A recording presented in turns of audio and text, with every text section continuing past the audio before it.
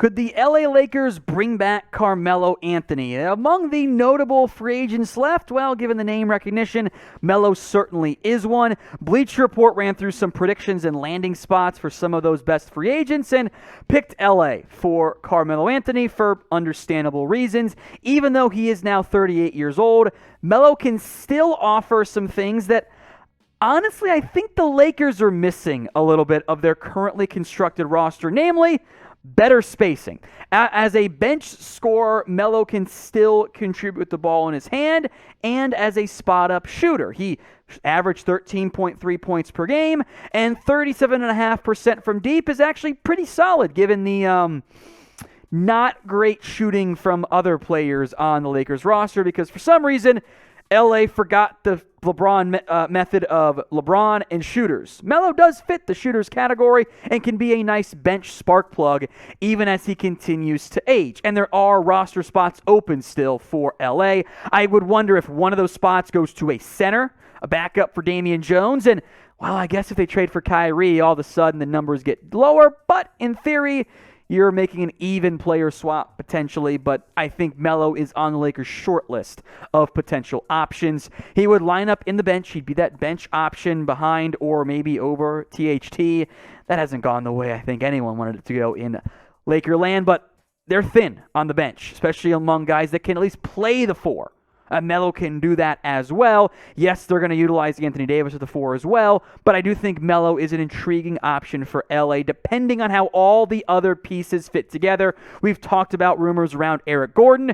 I'm not going to get my hopes up there, but if you do a 2-for-1 involving Kyrie, like we discussed earlier, it does get a little bit tricky from a numbers game for the Lakers. So with that in mind, should the Lakers re-sign Carmelo Anthony? Get your answers in for me in the comments section. Y for yes, they should, or N for no, they should not. Now, we are also on Rumble. We offer free and uncensored video content on that platform. We provide the sports. Other people and companies out there do the news, the politics, text, and business. Our goal is to grow to platforms you guys use. So give us a follow, and you can, by the way, play all the videos podcast style on your phone, which is nice if you're driving or whatever, especially if you're stuck in LA traffic. Go follow us for free on Rumble at rumble.com/LakersTV.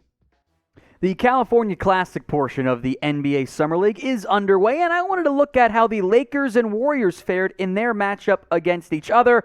Golden State did not have the best showing. The Lakers dropped 100 on them in a 100-77 win, a game that wasn't really all that close. It ballooned to a 24-point lead early in the fourth quarter. It was just not a great showing overall for Golden State. But we'll break down some pros and cons of each side here, beginning with the winning side, the Lakers.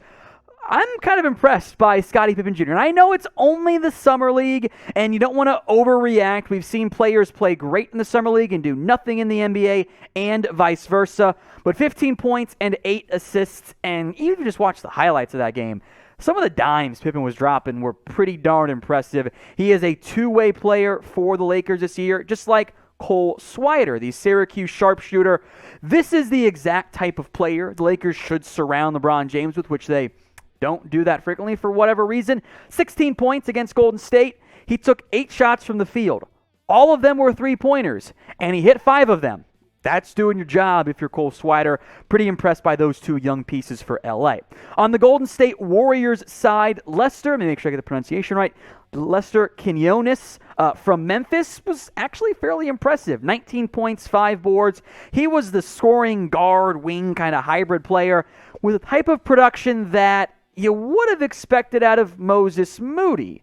And Moody did not play very well for Golden State. That should be at least somewhat of a red flag. You're 3 of 11 from the field in the Summer League, and I think to some extent the Warriors are hoping he can emerge as a more impactful piece on this team this upcoming season after taking almost a redshirt year as the Warriors, won the NBA championship.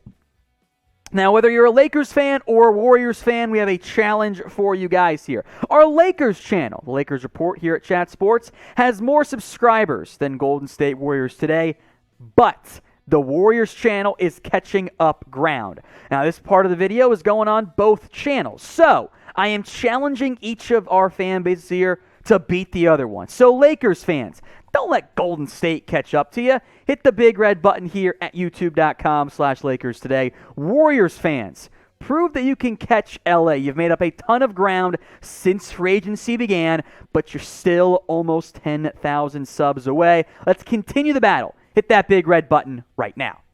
Here's the latest on Kevin Durant. His trade market is slow to emerge, which maybe makes some sense given the likely massive offer it would require a team to give to Brooklyn to acquire one of the top 2, 3, worst case 5 NBA players available right now.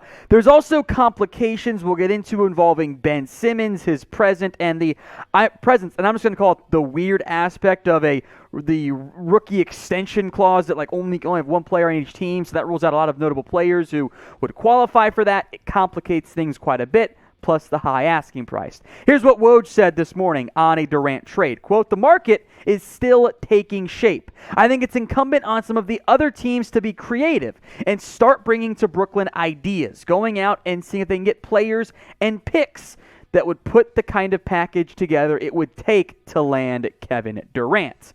Now, Durant is one of the best players in the NBA, even if maybe not the most mentally tough player out there, not to be too mean, but this is an almost 30-point-per-game scorer, offers you rebounding, assists, defense, scoring.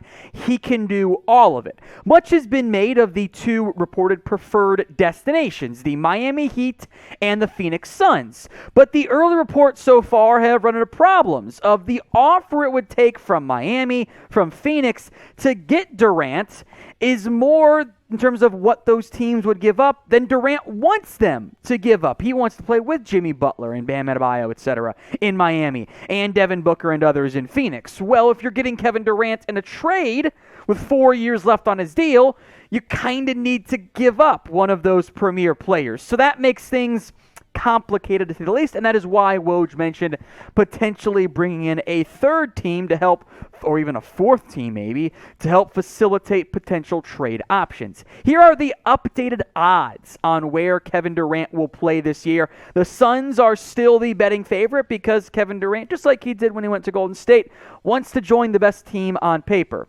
Yeah, makes sense, right? The Raptors are actually second, and that one makes a lot of sense between OG, Pascal Siakam, and Scotty Barnes plus draft picks. Toronto can actually put together a pretty good offer that wouldn't require a ton of extra help from other teams to add assets to a deal from Brooklyn's standpoint. Brooklyn is still third. I'm old enough to remember, I don't know if you are, Producer Coop, when Kobe Bryant demanded a trade from the Lakers and then ended up not being traded. So that still was a possibility. Then Miami and Chicago plus 1,000, a pretty big long shot at this point. So who do you think will end up trading for Kevin Durant? I kind of lean towards the Raptors. They're the easiest, and it would be a repeat of the Kawhi situation, which is always kind of funny. But I want to hear from you guys. Make your predictions for me right now in the comments section.